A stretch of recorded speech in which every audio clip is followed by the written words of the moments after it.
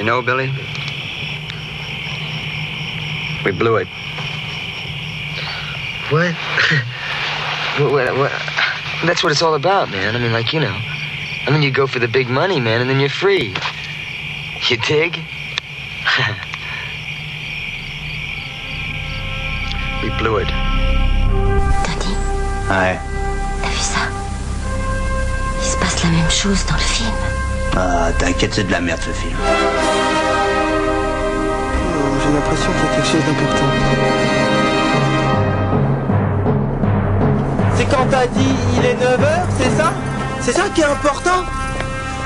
C'est vrai, remarque, 9h c'est assez important comme horaire parce que c'est l'heure d'aller dormir. Remarque, une fois, je me souviens, il était couché vers minuit 10. Comment j'étais fatigué après. Oh, je passerai des jours, des nuits, des mois s'il le faut. Oh, nom de Dieu, bordel de merde. Oh, tu m'en tailles. Je m'en fous. Oh, je suis fou. Oh, trop le truc. Oh, ton cul. C'est mon génie.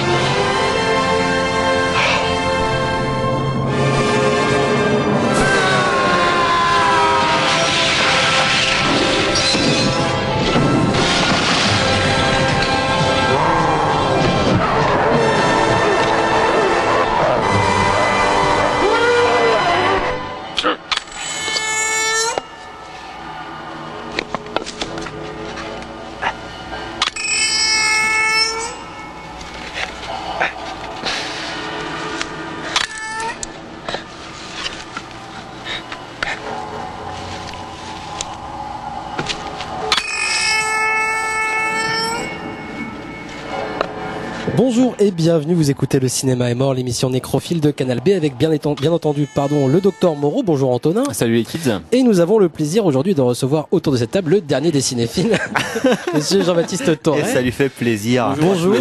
Ça me fait très plaisir, ça me correspond parfaitement. À l'occasion, c'est évidemment une blague, on y reviendra peut-être si on a le temps, mais il y a autre chose. À l'occasion donc de la sortie de son long métrage We Blew It au cinéma, au TNB d'ailleurs à Rennes.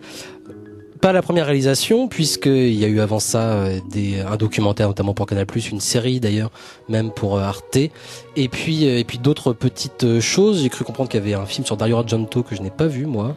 Oui, absolument. C'était le quelques... premier documentaire que j'ai fait il y a très longtemps, donc qui a tous les charmes et les problèmes d'un premier documentaire. Mais en fait, c'est un doc que j'avais réalisé juste avant de faire un livre sur lui en 2001 ou 2002. J'avais suivi en fait longuement à Rome, à Milan, à Turin, au moment où il tournait Nono Sono, Le sang des innocents.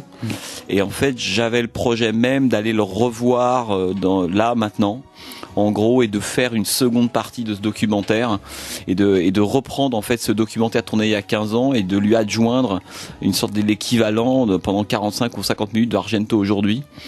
Et ça, je fais référence, ça me fait penser évidemment à quelque chose, peut-être vu que ça s'appelle Cinéaste de notre temps, réalisé par Labarde avec Cassavetes. Et j'ai toujours beaucoup aimé ce documentaire qui montrait Cassavetes à deux moments de sa carrière. Le moment de l'euphorie, tout va bien, je vais croquer Hollywood, Hollywood m'attend. Et deux énergies différentes. Et on le retrouve quelques années plus tard, et là il est dans une chambre d'hôtel, ravagé, déprimé, en costard. Et je pense que ça m'intéressait de faire avec Argento la même chose, parce que quand je vais voir Argento, il est quand même sur la queue de comète de son heure de gloire. La qualité de son cinéma a un peu baissé, mais quand même il est encore là, les gens y croient, ils trouvent de l'argent en Italie. Et aujourd'hui Argento, c'est devenu évidemment extrêmement compliqué, puis il a vieilli, etc. Et j'avais envie, parce qu'il appartient aussi à cette génération de gens dont on ne sait pas si demain ils seront encore là. Ça, c'est mon côté un peu Radio France mémoire, quoi. Plutôt que d'aller donner la parole à des gens qui ont rien à dire après un court métrage, je préfère aller voir des gens qui ont plein de trucs à dire et à qui on va plus porter le micro, quoi. Ouais. Et donc voilà, j'avais envie de terminer cette aventure avec lui, qui est en plus quelqu'un d'humainement que j'aime beaucoup, tout simplement. Un documentaire qui n'est pas visible du tout. Je ne sais pas. Non, il faudrait que normalement il est dans les archives de Cinéma à l'époque, ça s'appelait Ciné-Cinéma. C'est eux qui avaient produit le documentaire. Et moi j'ai une copie en bêta quelque part qui traîne. Enfin bref. Donc, mais non, il n'a pas vocation là maintenant à être montré, parce que moi j'ai plutôt envie de le reprendre et d'en faire autre chose, quoi. Mais presque une sorte de documentaire sur le temps qui a passé. Et justement, ça s'appelait juste un truc, c'est que ça s'appelait. J'aimais beaucoup le titre. J'étais très fier du titre à l'époque. Ça s'appelait Soupir dans un corridor lointain. Ah oui, oui. Les films d'Dario Argento, qui était une référence à ce film que Jacques Tourneur n'a jamais tourné, Whisper in the Dark Corridor. Voilà. Et est-ce que revenir peut-être justement sur ce changement entre guillemets de carrière, à savoir laisser de côté un peu l'écriture, mis à part quelques nécros malheureusement dernièrement encore pour Libération, et se lancer de façon très active dans la mise en scène en fait. Oui, alors en fait c'est compliqué parce que alors à la fois oui c'est vrai, il y a 2 ans moi j'ai mis un terme un peu violent, un peu radical à tout ce que j'avais fait, de la critique, la radio, etc. Sauf les livres. Je pense là, en fait, si tout se passait bien, j'aimerais plutôt maintenant faire des livres et des films, en fait. Passer de l'un à l'autre, parce que c'est 2 plaisirs, c'est 2 façons de travailler complètement différentes. Là, je suis sur 2 livres, là, en ce moment, là, que j'essaie d'écrire entre 2 films. C'est un peu compliqué, mais c'est ça que j'ai envie de faire. Donc, pas abandonner les livres qui, pour moi, avaient encore un sens, même si aujourd'hui, le marché des livres de cinéma vaut ce qu'il vaut. C'est-à-dire que on vend pas beaucoup, mais c'est pas grave. Et non, moi, j'avais envie vraiment de passer à autre chose pour énormément de raisons. La première, c'est que j'ai jamais en fait considéré que la critique et le fait de faire des films étaient 2 activités totalement différentes. Pour moi, la frontière, elle est assez ténue, quoi.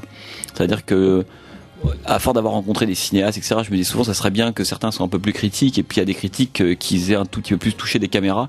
Et donc pour moi le passage il est pas du tout violent, je franchis pas le Styx de quelque chose en me disant j'étais là et d'un seul coup je vais à l'étranger, je vais aller faire des films. Pour moi c'est un peu un sort de prolongement, et c'est même une façon pour moi de me relancer mais presque intimement et personnellement que de faire ça maintenant, parce que moi il y a 30 ans j'ai fait une école de cinéma avant de faire la fac, l'université, etc. Et donc moi j'avais commencé à faire des courts-métrages, et puis un jour je me suis dit j'arrête parce que j'ai pas suffisamment de trucs à raconter, j'ai pas vu assez, donc j'ai fait machine arrière et je suis allé me remplir un peu la tête avec des films. Et donc en fait c'est revenir un peu à un truc que je voulais faire au départ, mais et voilà, donc pour moi la transition elle était assez évidente que c'est plutôt laisser de côté la critique, absolument, la critique contemporaine on va dire, pas l'écriture mais la critique, quoi. Parce que et j'arrivais aussi à un constat, alors c'est ce que c'est en rapport avec la boutade que vous sortiez au début, c'est que j'arrivais à un constat où j'avais le sentiment que j'avais fait un peu le tour du métier. Voilà. De critique, c'est-à-dire hebdomadaire, quotidienne ou mensuelle, la radio, parler de l'actualité. Ça n'a rien à voir avec l'amour du cinéma. Ah non, mais évidemment pas. Non, mais moi le cinéma c'est ma vie, donc je veux dire, non, évidemment pas. Au contraire, mais j'avais juste le sentiment que mon métier, en fait, commençait à être un peu à disparaître. C'est-à-dire que je pense que autant les livres, on continuera à s'adresser à une forme de secte de cinéphiles, et c'est pas péjoratif dans ma bouche, mais comme la musique classique, il y a des gens qui connaissent toutes les interprétations de la 5e de Beethoven, très bien, mais ça fait pas la classe moyenne. Ça fait pas le monde, ça. Et donc je sens que le cinéma c'est en train de devenir ça, voilà. C'est ce que dit Paul Schrader dans le film à la fin. Le cinéma, tout le monde s'en fout aujourd'hui. Et c'est comme la musique classique, le roman ou les poèmes, c'est pas grave, mais il faut juste le savoir. Donc il y a 2 solutions par rapport à ça, où on se dit non tout va bien, la marquise, et puis on fait la tête et on se dit formidable, l'orchestre sur le Titanic il joue encore. Moi c'est pas mon truc, je vois quand même que le bateau coule. Ou alors moi j'avais fait le tour un peu de tout ça, quoi, en fait, et surtout j'étais ultra fatigué de la question de l'actualité, le fait d'avoir à voir beaucoup de films que je trouvais pas importants, des films où on se dit mais finalement à quoi bon, quoi. Des films ni nuls ni géniaux, juste médiocres. Ouais. Et moi j'aime pas le cinéma pour ça. Pour moi le cinéma c'est les films, c'est des trucs importants, c'est que les gens qui ont fait ça ils ont une raison, une urgence. J'ai fait terminer un film sur Godard là, il y a peu de temps, et qui me disait une différence entre l'emploi et le travail. Pour moi le cinéma c'est pas un emploi, quoi. C'est le travail. Je vois trop de films qui sont faits par des gens dont c'est l'emploi de faire des films, d'être réalisateur, d'avoir la carte de visite réalisateur. Moi ça m'intéresse pas. Et donc l'actualité, il y a trop de mauvais films, et je vois bien au fur et à mesure, en écrivant des livres ou participant à des émissions à l'époque comme Mauvais Genre, ou quand je faisais pendant les travaux sur France Inter, combien la question ce qu'on appelle aujourd'hui le patrimoine, mais en fait la question de l'histoire du cinéma qu'il faut toujours remettre en route, parce que les générations arrivent, elles n'ont pas forcément vu tout ça, pour moi était capital. Je préférais toujours me faire un cycle, je sais pas, Phil Carlson ou Douglas Sirk ou Don Siegel, que me taper l'intégrale des Frères Dardenne ou de plein de films géniaux d'Ouzbékistan qui ont un prix à Cannes. Donc il y a un moment donné, le cinéma c'est pas ça. Donc et je voyais bien que le patrimoine, et moi dans Charlie je faisais de plus en plus d'actualité patrimoine. C'est-à-dire que la sortie de la semaine pour moi c'était une reprise. Et donc à un moment donné j'en ai tiré la conclusion en me disant le système aujourd'hui du capitalisme culturel fait qu'en fait on nous impose l'actualité. Or moi je crois pas à ça du tout. Je crois que l'actualité c'est les gens de cinéma, les cinéphiles, les gens qui décident ce que c'est que l'actualité. Pour moi je sais pas, moi Don Siegel, on parlait de Don Siegel ou je sais pas, Lumet ou Cornel Wilde, ou gens sont beaucoup plus d'actualité pour moi que le dernier film de Trucmuche, qui m'intéresse pas et qui sera oublié. Donc qui imprime pas l'histoire du cinéma. C'est que le cinéma c'est important, voilà. Donc c'est quand même l'histoire des formes dans laquelle faut travailler. Mais qu'on cherche quand même du coup à remettre en lien avec l'actualité quelque part. En tout cas, c'est un peu quand même le propos de We Blue It, dont on va quand même parler un minimum après.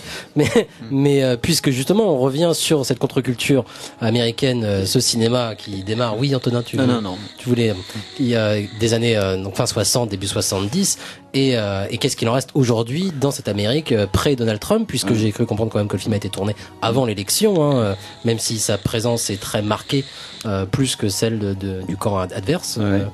Mais voilà, ce cinéma qu'on va appeler de patrimoine ou historique, ou en tout cas ce cinéma qui n'est pas d'aujourd'hui, entre guillemets. Est-ce qu'il faut justement absolument le remettre Bah oui, non mais moi d'abord, je pense, alors, deux choses. Un, qui a aucun rapport avec We Blue It, mais qui me semble que j'ai le sentiment, mais en parlant autour de moi, ou étant avec des amis critiques, ou ayant moi-même des enfants, en voyant tout ça, j'ai le sentiment que le cinéphile de demain, en fait, faut être à l'heure des trucs. C'est comme disait Serge Danet, faut être à l'heure. Moi, je pense que la critique de cinéma un peu pépère, on prend les 18 films qui sortent, on choisit 2 films, les moins pires, on fait une critique. C'est fini, ça. Ça n'intéresse plus personne. Au pire, on fait un tweet. Je veux dire, consacrons un tweet à tous ces films. Pas la peine de consacrer plus d'énergie, de temps, de plumes et de place dans les canards ou dans les radios, ça suffit un tweet. Tel film, ça suffit. Les 3/4 des films qui sortent aujourd'hui, un tweet, ça suffit.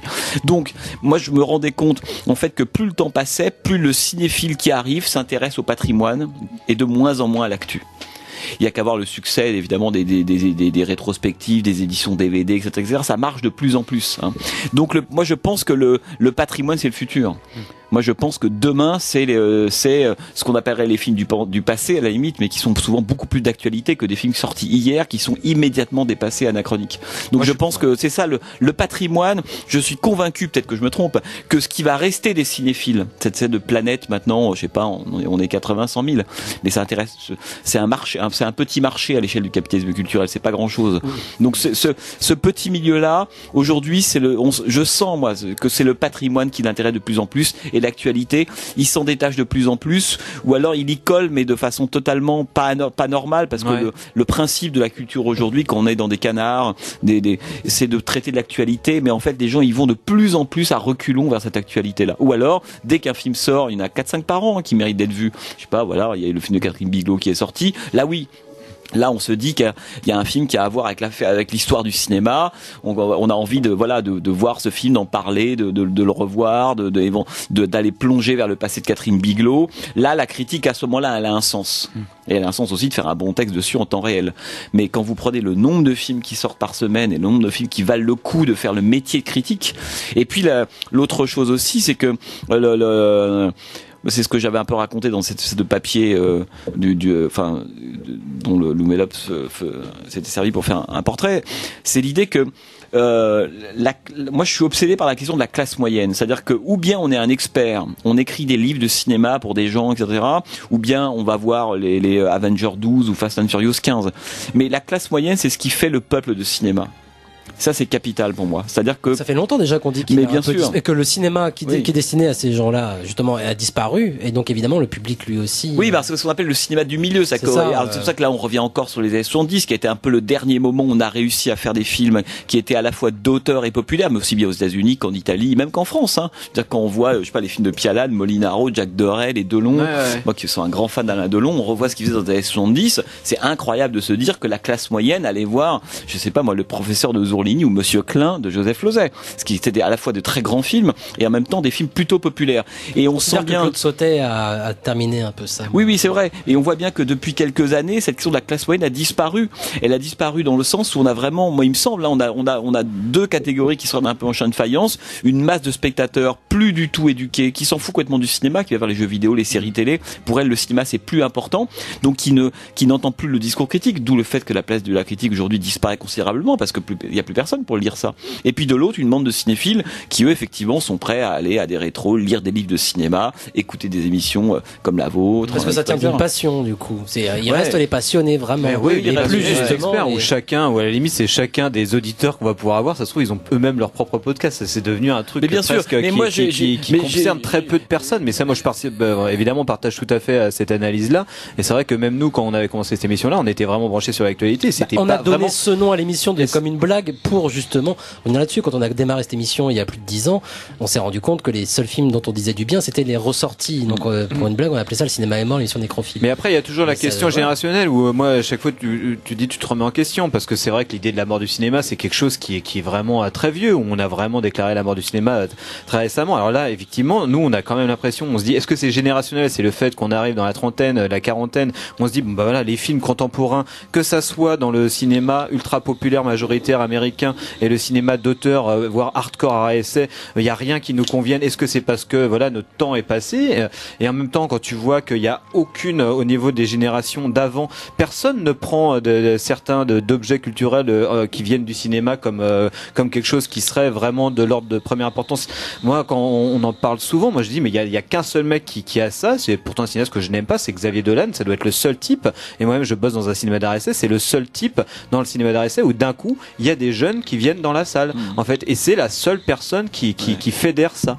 Et ça, c'est vraiment un délire. Donc après, tu dis bah au bout d'un moment, tu tires la conclusion que non, c'est pas vraiment un truc de vieux con. C'est qu'effectivement, il y a un truc là de civilisation et d'histoire des formes où d'un coup, ça s'essouffle totalement sur cet art-là. Mais après, surtout la réception comme la création. Oui, mais après, on peut se dire que faut pas tomber. Il y a le grand piège pour moi du discours de l'industrie culturelle, parce que c'est à ça qu'on est soumis. C'est le c'était mieux avant. Le c'était mieux avant est quelque chose qu'on vous balance toujours dans la figure, parce que c'est aussi idiot que de dire c'est mieux maintenant ou ça sera mieux après.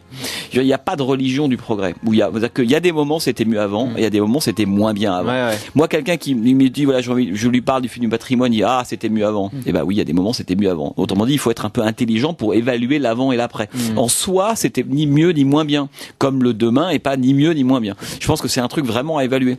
Mais moi, il me semble que la qualité des films, pour moi, le vrai problème en fait, c'est qu'il y aurait ça met tellement de choses en route. C'est la question de la production, la question des gens qui sont à la tête aujourd'hui du CNC, des boîtes de production. De plus en plus, sont des gens qui sortent d'écoles de commerce, qui sortent d'HEC, de Sciences Po, qui vendent le cinéma comme ils vendraient des yaourts, qui ont aucune connaissance ou aucun rapport, un peu contrebandier. Le cinéma, c'est un art de la contrebande, c'est un truc comme Argento, c'est un truc de bordel. C'est quelque chose, c'est un truc d'autodidacte, le cinéma.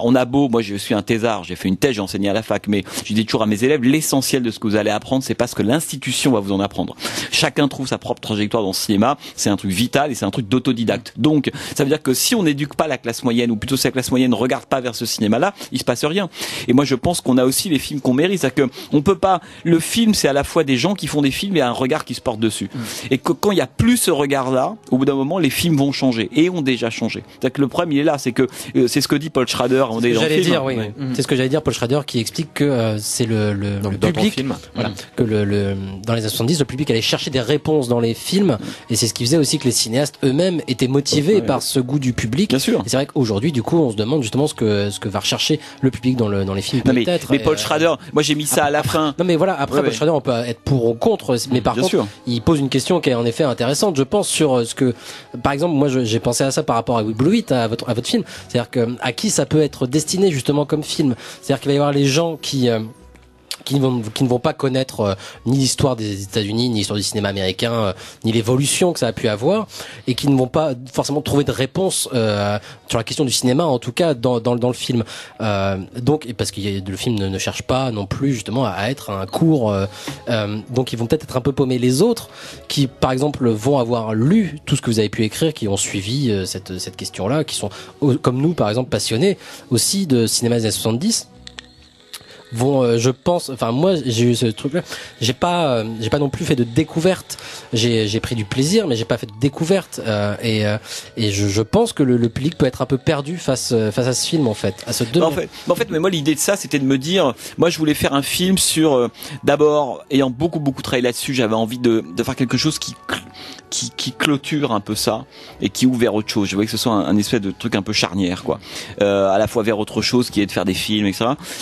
Mais qui clôture dans le sens où voilà, est-ce que finalement, après avoir bossé pendant plus de 20 ans là-dessus, fait des bouquins, etc., mais est-ce que il n'y a pas eu une part de mythologie là-dedans? C'était quoi? Est-ce que c'est pas le Frenchie? Est-ce que les années 70 c'était vraiment tel que on se les ait racontés et que moi-même j'ai pu les écrire, etc. Donc j'avais envie de repartir finalement à la recherche de ça pour voir ce que les gens, les vrais, comment ils avaient vécu cette période-là. Et on voit qu'ils ont tous vécu des années 70 très différentes entre celui qui était à Étagesbury, San Francisco, celui qui était au Vietnam, celui dans sa Ghost Town, celui qui était à Woodstock. Ils n'ont pas vécu les mêmes années 70. Donc la contre-culture a été minoritaire toujours. D'ailleurs à l'époque, faut le rappeler, Nixon est quand même élu en 69. Hein. C'est pas, faut pas croire que l'Amérique est en 67-68, tout le monde fumait des joints à Greenwich. Hein. Pas du tout. Ça a toujours été minoritaire.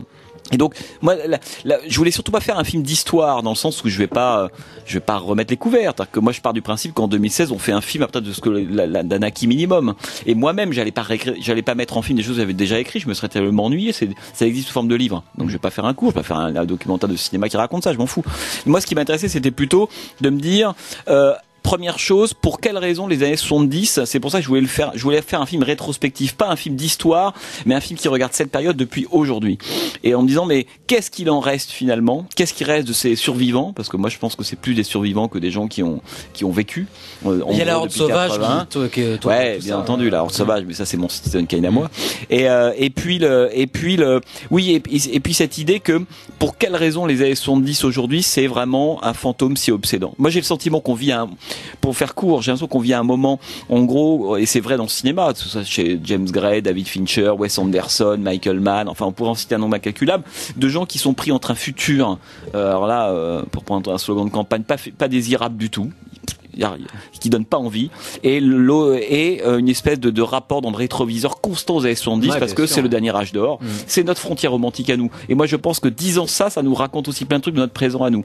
C'est quoi le monde dans lequel on vit aujourd'hui, qui en fait est absolument obsédé par les années 70, qui pense qu'en musique, en cinéma, en politique, dans l'activisme, etc., tout le dernier âge d'or où il s'est peut-être passé quelque chose, c'était ça. C'est pour ça que moi, il me semblait que ça parlait autant d'une période qui sont les années 70 que notre présent à nous, qui est totalement obsédé par cette espèce de décennie-là. Alors que moi, j'ai l'impression que les ingrédients de notre présent pourraient presque permettre justement un renouveau d'un âge d'or, puisque quand on revient justement à ce qui a permis aux années 70 de créer cette culture en général, aujourd'hui c'est pas exactement la même chose, mais mine de rien, les écarts justement, comme on le disait dans le cinéma, entre le gros blockbuster ou le film d'arrêt hardcore, l'absence d'un cinéma du milieu, et en musique on va retrouver la même chose, en politique aussi on a les mêmes soucis, qu'on ait Trump ou Nixon, on a quand même des gens aussi contre qui s'opposer aux États-Unis en tout cas, qui peuvent donner envie.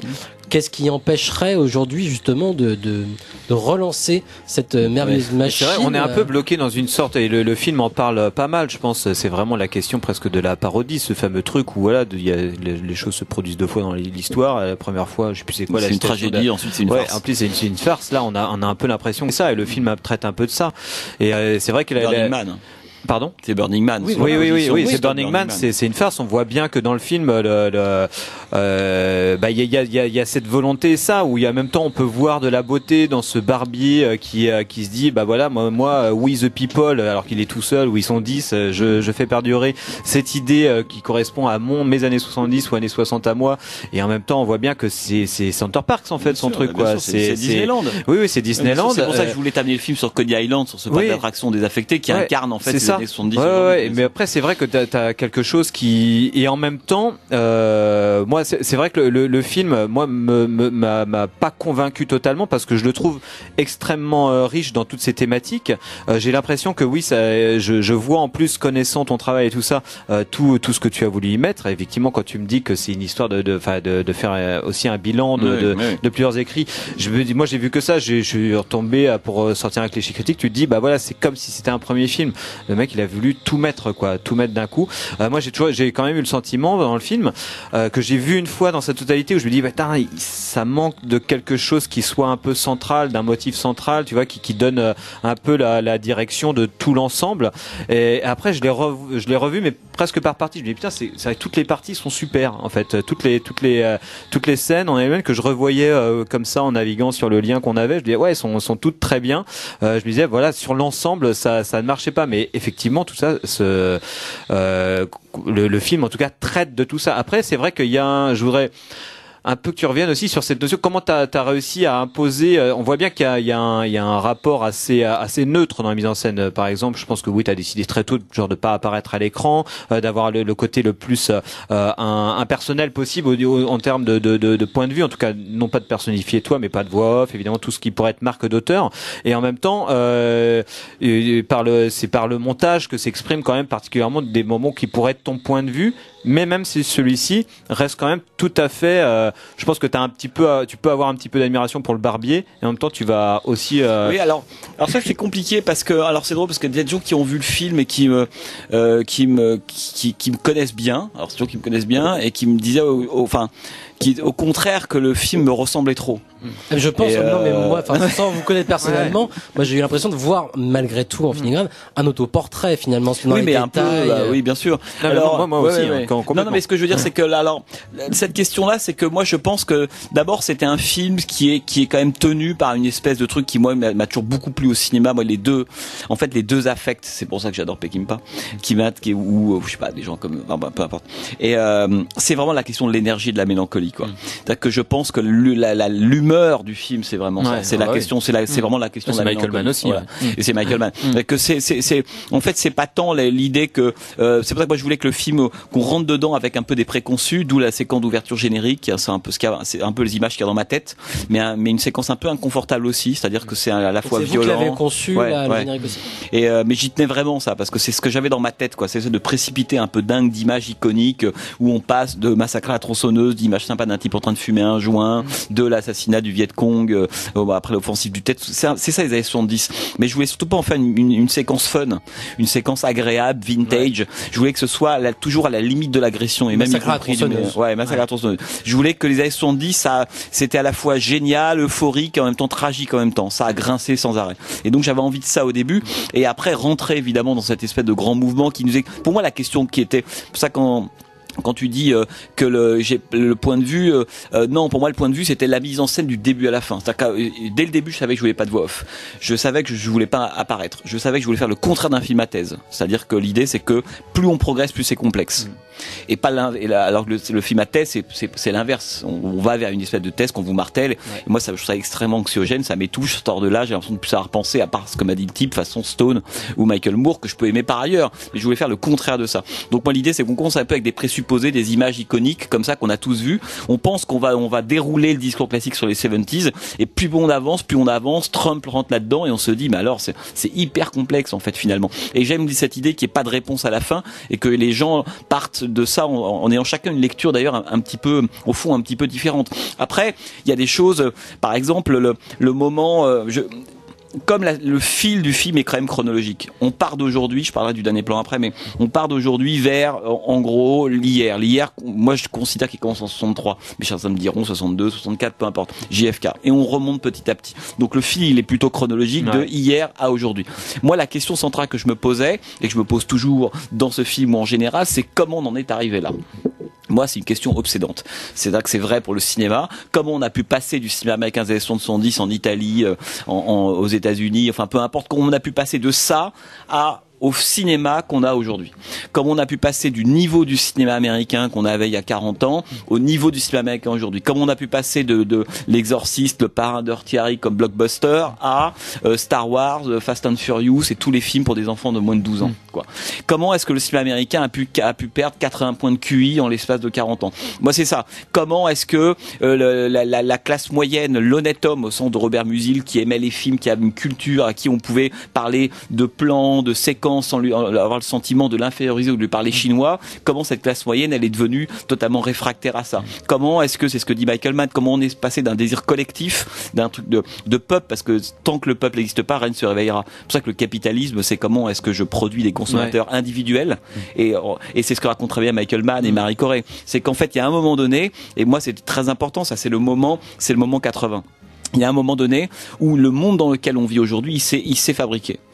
Alors que c'est annoncé en plus avant ça. Hein. Enfin, bien entendu, parce que je vais pas non plus raconter une histoire comme en faisant croire qu'on connaît pas la fin. Non, mais même dans le cinéma, je veux dire, je pensais même en termes de cinéma, c'est-à-dire, je pense évidemment à Network ou à. Bien sûr, absolument. Le cinéma américain, mais même et justement, Easy Rider. Bien sûr, Easy Rider, c'est quand même le titre du film. Oui, justement, faut pas l'oublier. Je pense que j'ai eu tendance à oublier le titre du film pendant que je le regardais. Alors que justement, dès le départ, c'est annoncé. Oui, Blue Louis. Bien sûr, c'est Easy Rider l'annonce dès le départ. Mais bien sûr, c'est pourquoi, c'est qu'en fait, il y a comment est-ce qu'on en est pourquoi on a tout foutu en l'air? Alors évidemment c'est un peu radical parce que c'est pas vrai. La conscience écolo est restée, c'est ce que raconte Michael Lang, et c'est vrai dans le domaine des sciences, il y a eu plein de progrès, etc. Mais d'un point de vue de la culture, comment on en est arrivé là? Moi c'est ça qui me fascinait, et je me suis dit finalement, le film est long, il fait quand même 2h20, mais je me suis dit en fait, quand on a entre l'arrivée aux années 80, qui est le moment où le corps de Bogdanovich, qui incarne comme il peut lui cette période, est effacé par le panorama de Los Angeles, c'est le moment où la décennie 80 va effacer littéralement la décennie qui vient d'arriver, puis non seulement elle l'efface, elle l'humilie, c'est ce qu'il raconte, c'est très violent les années 80 pour les gens de cette période-là. De ce moment-là au plan de fin, il y a 10 minutes. Autrement dit, si j'avais fait un travail d'historien un peu là pour le coup objectif, j'aurais respecté les décennies, j'aurais passé beaucoup plus de temps entre 80 et aujourd'hui. Mais moi, je considère que le monde dans lequel on vit, en fait, il s'est inventé au début des années 80 et que depuis rien n'a changé. Ouais. C'est-à-dire qu'il y a une différence de degré, il y a plus, moins, mais il n'y a pas de différence de nature. Les blockbusters sont là totalement en place, c'est ce qui sera le cas. La classe moyenne, on l'infantilise, c'est ce qui sera le cas. Le cinéma commence à redevenir puritain et c'est ce qui sera. Enfin, en fait, moi, j'ai appartenu à une génération depuis 12 longues. Mais bien sûr. Absolument, une fois que j'arrive aux années 80 dans le film, en fait j'arrive à aujourd'hui. Parce que moi j'appartiens à une génération qui est venue après l'orgie, qui est venue après l'âge d'or, et j'ai l'impression que fondamentalement, rien ne s'est passé depuis 35 ans. Rien. Et donc, je me dis, arrivé aux années 80, toutes les règles, et Reagan est élu, comme il a le même slogan que Trump, c'est la même chose, c'est bis repetita, etc. En fait, en 80, le monde dans lequel je suis aujourd'hui, alors il n'y a pas de téléphone portable, bien sûr, il n'y a pas Internet, mais en fait, tout est pareil. Et le moment de la culture, c'est que le moment de la classe moyenne, du cinéma, comme un espace commun qui intéresse les gens, etc.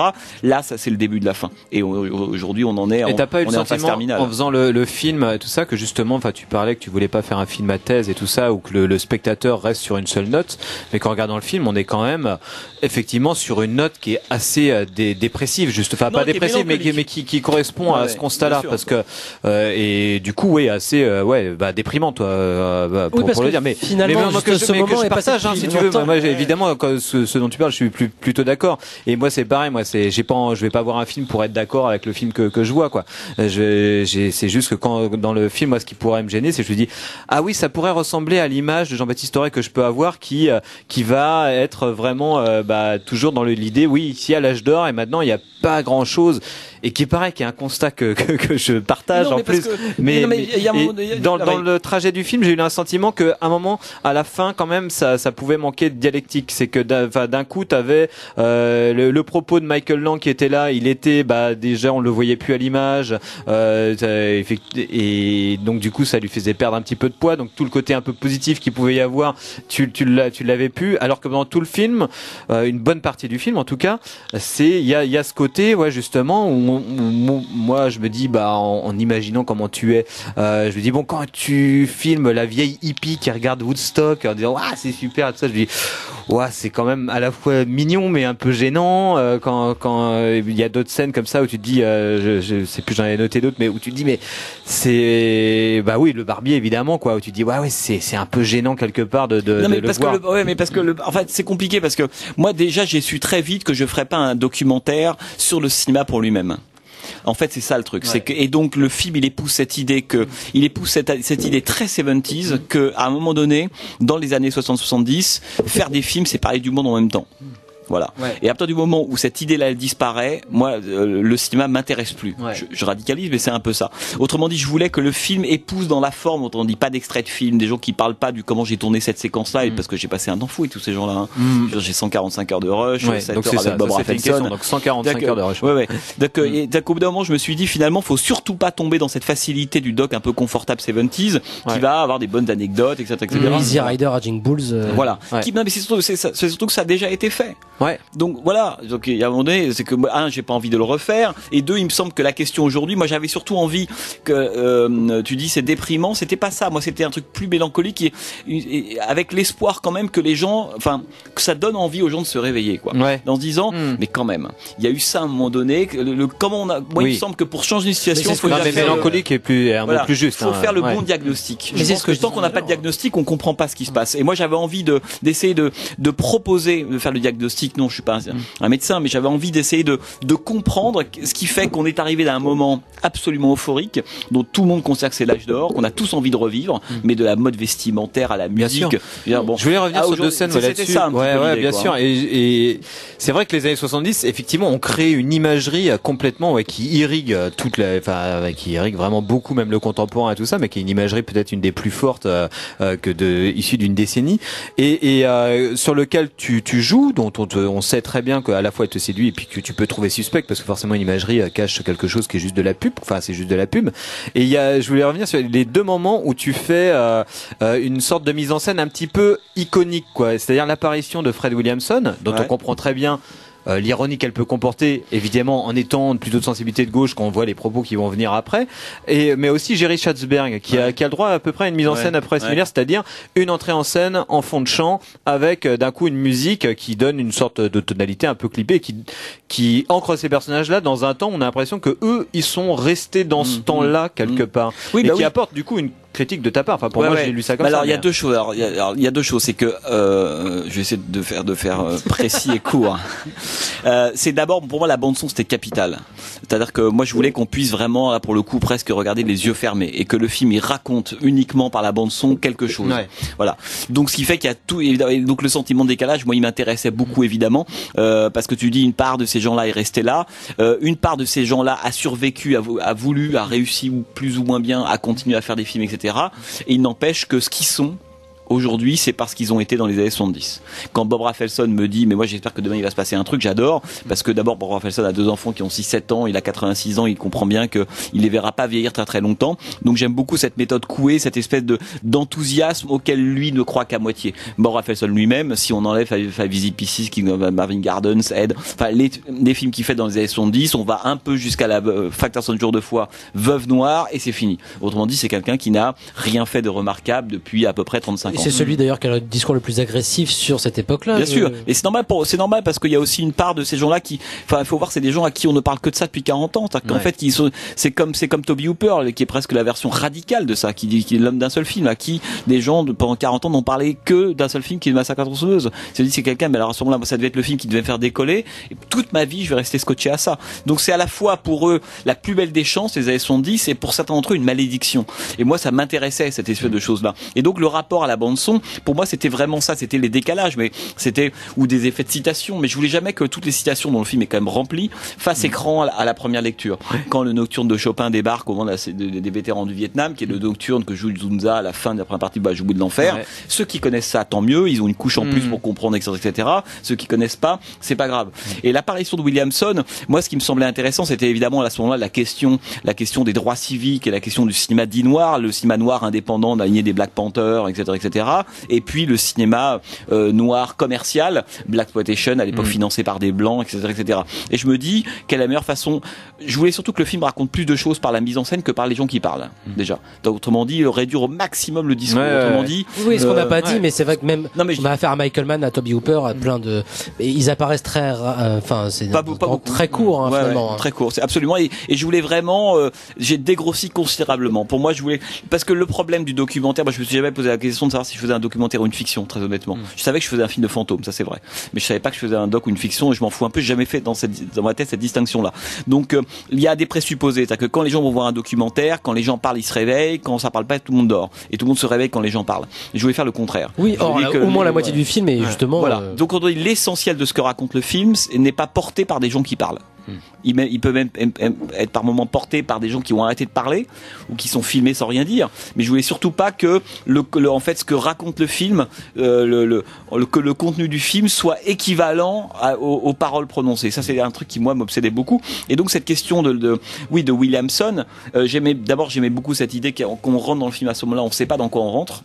Dès qu'on se dit est-ce qu'on rentre dans une espèce de revival d'un film de blaxploitation réalisé par Larry Cohen ou un autre ou pas, et moi, ce qui me plaisait beaucoup, c'était de confronter ces deux figures de l'Amérique noire de l'époque. Charles Burnett, c'est le type qui a été indépendant, etc., qui est, comme il le dit, quand il arrive à Watts, il dit, moi, je pensais qu'on allait pouvoir changer le monde. Et la façon dont il le dit, la musique, ce qu'il est devenu, même pas reconnu par la vieille au Porsche, ni rien, etc., il a disparu des radars. Ce mec-là, et donc l'Amérique noire qu'il a incarnée, n'existe plus aujourd'hui. Donc, il disparaît par la profondeur de champ, il va avec les morts, il est effacé. Plan suivant, je vais montrer celui qui a gagné. Et celui qui a gagné, c'est Fred Williamson, celui qui pense ni noir ni blanc, mais qui pense green, comme il dit. Ce qui est terrifiant. Et là, j'ai pas de jugement à porter. Moi, je m'en fous du jugement. Je vais pas, ça, on s'en fout. Je fais pas un papier pour le Nouvel Obs. Bon. Donc, j'ai pas de jugement à porter. Donc, par contre, ce qui m'intéressait, c'est de dire que voilà, il y en a un qui a perdu. Qui est Charles Burnett et qui met du temps d'ailleurs à comprendre ça. On prend la voiture avec lui, il va à Watts, il nous explique que Watts, c'est plus du tout l'image qu'on avait de Watts maintenant, etc. Et par contre, celui qui a gagné, c'est celui qui arrive et qui prend d'assaut le cadre. Et lui, c'est Fred Williamson. Et j'avais envie juste par ce raccord-là entre l'un qui disparaît par la profondeur de champ et l'autre qui apparaît par la profondeur de champ de façon un peu comme un héros, un vrai héros de Blaxploitation, quoi, qui arrive, qui prend qui danse, s'amuse même avec des voitures, comme si c'était le maître du cadre. C'est merveilleux. Enfin, le plan est merveilleux. Il fait tout ça. Et mais il me semblait que dans ce raccord-là, tout était dit sur la question des Noirs. Donc j'aurais très bien pu avoir Fred Williamson qui m'a dit beaucoup plus de choses, ou Burnett, les faire parler en talking heads pendant un quart d'heure, m'expliquant moi les Noirs, les Black Panthers, le mouvement des droits civiques s'est essoufflé, clac, et puis un autre qui m'a une autre thèse, je me suis dit non.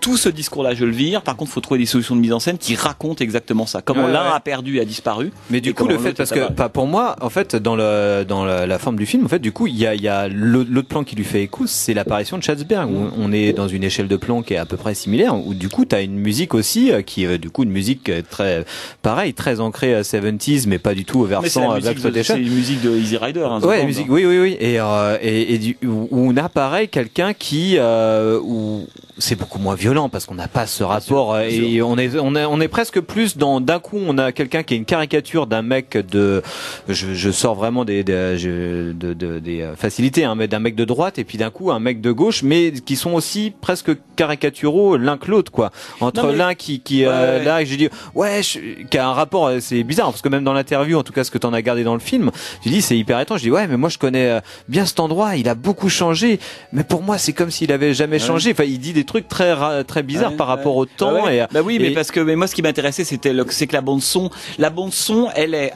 à deux exceptions près qui sont Springsteen à un moment donné, parce que en fait le film part des années 70, mais pour moi c'était aussi un film sur l'Amérique. Donc c'était un film aussi qui va puiser toujours bien avant, quand le barbier il parle de We the People, il me reformule tout le discours de Tom Joad à la fin de la colère. Et l'espace américain, moi ça m'intéressait aussi beaucoup, c'est que c'est pas que la musique, le cinéma, c'est aussi l'espace américain qui s'est métamorphosé entre 70 et aujourd'hui. Véritablement, c'est pour ça que... J'aimerais bien qu'on en reparle après de ce rapport au décor ou au paysage, parce que il prend beaucoup de place quand même dans le film.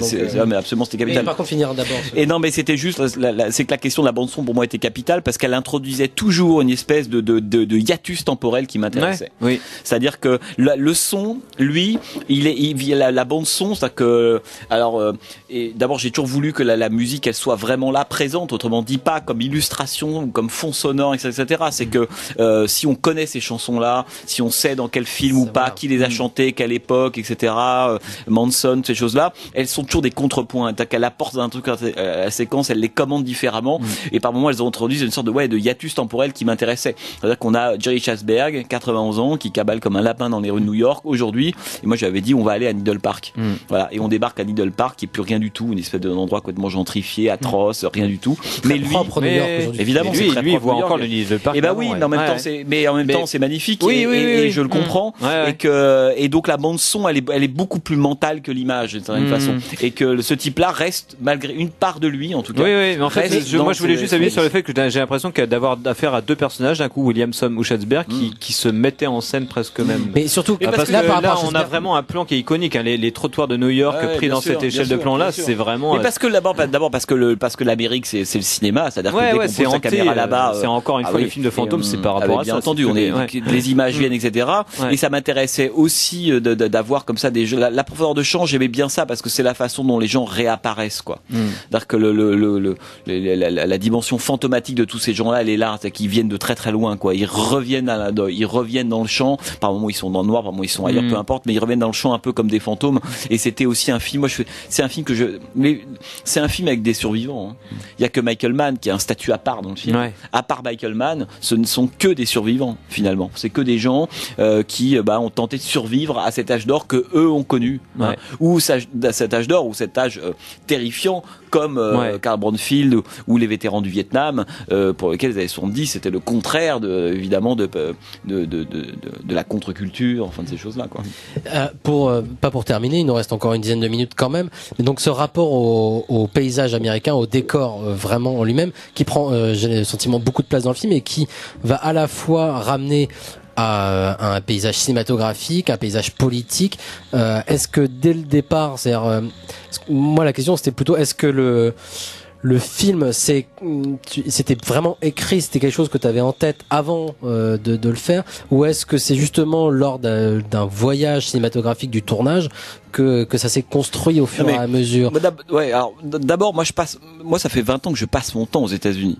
C'est-à-dire que voilà, c'est mon nouveau monde à moi. C'est-à-dire que voilà, aller voir en touriste, pour aller rencontrer des cinéastes, enfin peu importe. Donc c'est un pays que j'ai arpenté en long et en large. Et au moment de faire le film qui est quand même qui est comme tout film dont la matière est documentaire, écrit à 80%, avec dedans évidemment des choses de l'ordre du réel qui rentrent. Trump a été en 2016, quand moi je fais les repérages et le tournage, un truc qui a pris plus d'importance que prévu et qui me donnait une sorte de conclusion géniale, évidemment, à Easy Rider, qui l'incarnait, comme on a pu passer effectivement d'Easy Rider à Trump. C'est un slogan, mais il y avait quand même ça. Ouais. Et comme on a pu passer, parce que, alors on n'a pas le temps d'en parler, mais ce qui m'intéressait, c'est que c'est à la fois totalement le contraire et c'est aussi un peu le même. C'est ça qui m'intéressait, c'est que l'écart, il est pas si important que ça, contrairement à ce qu'on peut croire d'ailleurs. Parce que quand on regarde bien Easy Rider, Dennis Hopper, c'est déjà un pré-Trump. Mais bon. Et ce que je veux juste dire, c'est que ce que je trouvais extrêmement intéressant, c'était en arpentant le territoire américain, c'était de me dire, bon, moi je vais faire comme on fait à ma petite échelle tous les cinéastes américains qui ont donné la grande geste américaine, c'est quand même Go West, quoi. C'est la conquête de l'Ouest, c'est le western, c'est le road movie. Et aux États-Unis, l'espace, c'est pas l'espace en Europe, quoi. C'est-à-dire que c'est l'histoire, quand on rentre sur l'espace américain, on rentre dans l'histoire du pays, véritablement. Et donc moi je me suis dit, je vais faire un road movie. Mais l'histoire aussi du pays cinématographique, mais tout, on peut pas. Mais qu'on ne distingue jamais d'ailleurs de la vraie. C'est ça qui est fascinant aux États-Unis, c'est qu'on ne peut pas distinguer. Il faut même pas vouloir le faire d'ailleurs. Non, mais je suis tout à fait. Ouais. Je veux dire, c'est à la fois de l'ordre de l'icône et du réel, de la fiction et du documentaire. Enfin, c'est un truc profondément américain. Et de la claque quand on voit aussi les modifications qui ont été faites. Et bien sûr, ou qui n'ont pas été faites. Je pense à Goldfield. Moi, je voulais arpenter la ville de Vanishing Point de Richard Sarafian, qui a quasiment pas changé depuis 71, quasiment pas. La même radio, le même bâtiment, le même hôtel devenu un hôtel en soi-disant hanté par les fantômes. Rien n'a bougé à ce moment-là. D'ailleurs, Sarafian aurait été encore vivant, je lui aurais demandé de tourner dans le film évidemment. Et donc, mais je voulais que son fantôme soit quand même là, Sarafian. Et donc moi l'idée c'était de faire, je fais comme tout le monde, je fais un road movie. Quand on est pauvre, on prend la route comme dans Le Raisin de la colère, ou alors on prend la route comme Easy Rider, ou on prend la route comme jusqu'à Route One USA de Robert Kramer. Pour moi la meilleure, et c'est même ce que raconte Michael Mann quand il rentre des États-Unis en 71. Son premier réflexe c'est quoi? Il a passé trop de temps à Londres, il connaît plus bien son pays. Comment est-ce qu'on prend la température du pays? On prend la route. Ça c'est l'impulsion américaine. Donc moi je me dis je vais faire ça, le road movie. Le problème c'est que moi je passe toute l'année 2016 là-bas. Et donc j'arpente, je suis seul dans ma voiture à faire mes repérages pendant 3 mois, 7 heures de route par jour, un motel différent tous les jours, je prends des photos, etc. Et puis je me rends compte d'un truc que je savais quand même déjà un petit peu, à savoir que le fantasme du road movie n'est plus possible aujourd'hui. Ça veut dire que les parcs nationaux, l'appréciation de l'espace, la multiplication des highways, etc. Ce grand truc qu'a raconté le cinéma américain jusqu'au milieu des années 70 n'est plus possible aujourd'hui. C'est pas possible. La route 66, c'est vintage. Oui, voilà, mais on peut même pas l'emprunter complètement. Mais non. Il faut forcément passer par l'autoroute à un moment. Exactement. Elle est coupée. Elle est dans un état lamentable. Ou alors c'est le parc d'attractions de Seligman, c'est là où est le barbeur, etc. Et donc je me suis dit, je sais que j'ai un point de départ qui est Los Angeles. Hunter Thompson, qui est la vague, qui était un des motifs qui m'intéressait, c'est le motif de la vague. Et je sais qu'à la fin, ça sera Coney Island, retour vers la vieille Europe. C'est-à-dire qu'on revient là où tout a démarré. C'est ça qui m'intéressait. Et évidemment, l'opposition de l'Atlantique et du Pacifique, de la vague très forte qu'on a au tout début, au moment du début de la séquence d'ouverture, au calme totalement plat de l'océan Atlantique déserté de Coney Island, et qui n'était pas qu'une référence d'ailleurs à Warriors ou à Douglas Sirk. Ouais. Et donc, je me suis dit, j'ai un point de départ, un point d'arrivée. Le film, il va commencer dans l'Ouest, au moment où tout a commencé et s'est achevé d'une certaine façon, qui est l'océan Pacifique. Et je vais terminer à l'endroit d'où l'Amérique a commencé, et d'où l'Europe a fantasmé l'Amérique. Elle est arrivée, les premiers colons, etc., etc. Donc ça, j'avais ces deux points. Et entre les deux, je me dis, si je fais un road movie à l'ancienne, je serais pas honnête. Parce que c'est plus possible dans le territoire américain aujourd'hui, un road movie. On fait un road movie sur 150 miles, 200 miles, et puis hop, on va dans un hôtel, on prend du highway et on revient. Donc, l'expérience du road movie n'est plus possible aujourd'hui telle qu'elle a existé dans tous les Blacktop, le Canardeur, il y en a comme ça des dizaines. Et donc, je me suis dit, donc, je vais faire un road movie mental. Autrement dit, je vais garder cette idée finalement d'un rêve de road movie qui est plus possible. Autrement dit, c'est un road movie sur l'idée que le road movie est devenu impossible aujourd'hui. Et donc, je vais sauter d'un plan à un autre, du Tennessee au Texas, au Nevada, à New York, etc. sans aucune logique.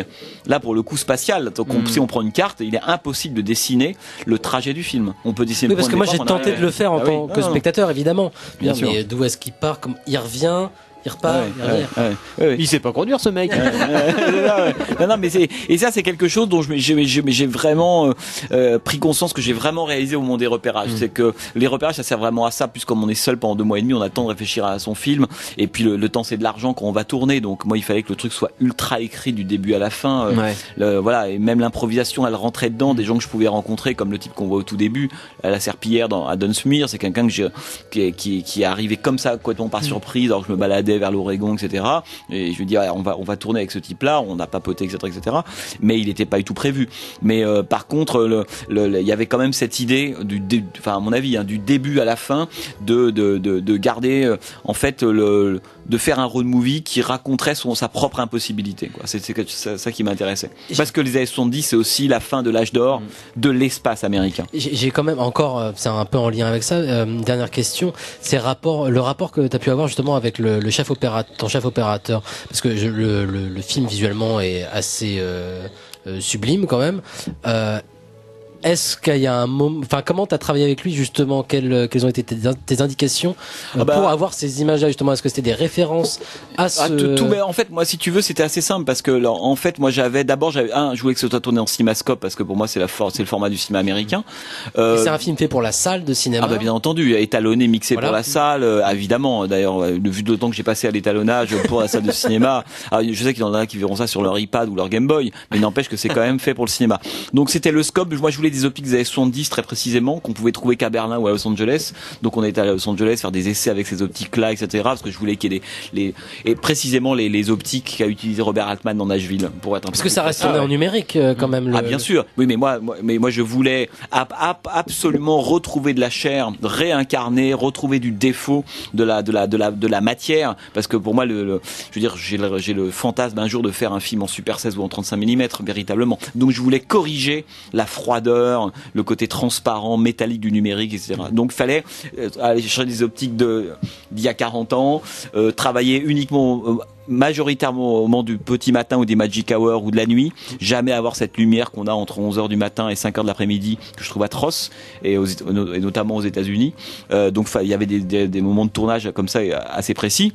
Et puis après, aujourd'hui, il y a des outils géniaux pour avec le chef-op. Moi, je vais montrer des séquences, etc. De toute façon, moi, je faisais tous mes plans, je les cadrais avant, et avec des outils aujourd'hui qui existent, l'équivalent des viseurs, où moi, je lui faisais les plans au millimètre près, en hauteur, en largeur, etc. Et puis je lui disais, tu fais ça. Et puis lui, il préparait le plan, j'allais le voir, je dis, ok, tu peux appuyer sur REC et c'est bon. Donc voilà. Donc ce point de vue-là, j'ai pas eu. C'était quand même. Moi, j'avais un côté un peu freak control, je le reconnais. C'est-à-dire que le plan, le film, il était écrit plan par plan du début à la fin, et il y avait pas le moment prends ta caméra, ramène-moi une séquence, on verra, pas du tout. C'était vraiment là pour le coup écrit. Pour terminer, à moins que t'en aies un dernier truc, mais j'aimerais qu'on revienne encore sur ce dernier plan du coup, parce qu'il est quand même très particulier. On a peu l'occasion de voir des plans comme ça au cinéma. De toute façon, les gens qui vont écouter cette émission, j'espère, ont vu le film. Sinon, ça servira à rien. Mais est-ce que tu peux nous raconter un peu plus ce que ça représentait? Parce qu'il est important quand même. Oui, bien sûr, parce que c'est surtout par ce plan que j'ai écrit le film. C'est-à-dire qu'en fait, la première séquence qui a été écrite, c'est celle-là. Et en fait, au fond, comme si les 2h10 qui précèdent ne qu'arriver qu'à ce plan-là. Donc ça, c'est la première chose que j'ai écrite. Pour moi, d'abord, c'est un double hommage. C'est un double hommage, évidemment, à la fin de La Horde Sauvage. Hein, la façon dont les morts, enfin Holden, Ryan, Borgnine, Warren Oates, tous ces gens-là ont péri dans le camp du général Mapache, et puis Peckinpah les fait revivre à la fin, mais il les refait revivre de dos sur leurs chevaux alors qu'ils sont en train de quitter le village de Angel, et puis on les voit peu à peu s'éloigner dans cette espèce de sous-bois, et puis l'image devient petit à petit vignette, comme un truc d'histoire, elle passe au noir et blanc, etc. Donc premier hommage pour moi La Horde Sauvage, qui est pour moi le film pour lequel pas tout mais beaucoup a commencé. Ensuite, hommage évident à Electra Glad in Blue de James William Garcia. Moi, c'est un plan qui m'a toujours fasciné, que je voulais en partie refaire, mais en me disant, mais à 40-50 distance, qu'est-ce qui va se passer à ce moment-là? Et le rapport à la voiture m'intéressait, parce que là, pour le coup, c'est peut-être un plan, et tu disais, Antonin, assez personnel. Moi, j'avais envie d'en finir avec ce plan-là, avec mon rapport aux années 70, qui était cette espèce de voiture, qui est une Thunderbird de l'époque. Quel rapport j'ai avec ça? Elle s'éloigne. Est-ce c'est une séquence trip en même temps, où on quitte à un moment donné ce qu'on voit pour rentrer dans autre chose. Ça a été compliqué à monter parce qu'il fallait quand même trouver une route des années 70 droite avec un shérif qui ça a été compliqué à faire, de trouver l'endroit où la faire. Mais j'aimais bien cette séquence. J'avais besoin aussi, après 2h10 où le film est quand même il me semblait en tout cas très dense du point de vue des contenus, des hypothèses. On pense un truc, puis les gens disent alors finalement les gens qui votent Trump sont pas si cons que ça, et puis en fait c'est un film qui déplie de la complexité. Moi c'est ça que je voulais. Je voulais vraiment qu'à la fin ça soit plus compliqué. Autrement dit qu'on en sache en fait qu'on en sache a priori, enfin qu'on ait appris plus de choses et qu'on en sache moins, mais qu'au fond aussi on en sache plus, quoi. Moi c'est ça que j'avais envie et dont j'avais envie. Et donc en fait le plan de fin il me servait à ça aussi, pour à la fin le film atterrit, quoi. C'est-à-dire, et on est parti pour quelque chose d'un peu bizarre. Ça a été une lutte avec les producteurs, hein. Je vous cache pas que les 8 minutes de plan c'est compliqué, mais bon après voilà. Mais c'était vraiment ça l'idée. C'est un moment qui est un moment à la fois hypnotique, une espèce de trip mental où on réfléchit. C'était un peu l'idée à ce qu'on vient de voir, à notre rapport à cette période-là. Puis moi c'est aussi mon propre rapport. Est-ce que c'est que de l'histoire qui passe au noir et blanc? Il faut abandonner. Mais c'est aussi mon truc, c'est que je pense que tu disais tout à l'heure, Antonin, oui, mais alors il y a un côté déprimant. Non, je pense qu'il faut apprendre à faire le deuil de cette période-là. C'est ça le passage au noir et blanc et cette voiture qui s'éloigne. Donc il faut apprendre à faire le deuil de cette période-là. Alors, quand je dis faire le deuil, c'est avoir tiré tout ce qu'on pouvait en tirer, mais faire le deuil de cette période-là, parce que le fait qu'on ne fasse pas le deuil de cette période-là aujourd'hui montre que notre présent ne peut pas exister et le futur encore moins. Donc tant qu'on n'aura pas fait le deuil en se disant c'est un âge d'or indépassable, on n'arrivera jamais à faire mieux ces années 70, là ça me déprime. Beaucoup plus que de me dire si ça a été vraiment le cas. Je veux dire, alors réveillez-vous les gars, réécoutez Creedence, Lynyrd Skynyrd, arrêtez de faire ce que vous faites aujourd'hui en musique, revoyez les films de Siegel, Altman, Al-Ashby, Peckinpah, etc. Donc l'idée c'est plutôt de retrouver une espèce d'impulsion. Le vrai problème, à mon avis, la vraie difficulté dans tout ça, c'est la question de ce que Mann appelle la mid-generation, parce que lui il date la fin de tout ça, arrivé du disco à Donna Summer. La mid-generation, qu'est-ce qu'on fait quand il n'y a plus de peuple? Voilà. Et je pense que c'est une époque où il y avait un peuple.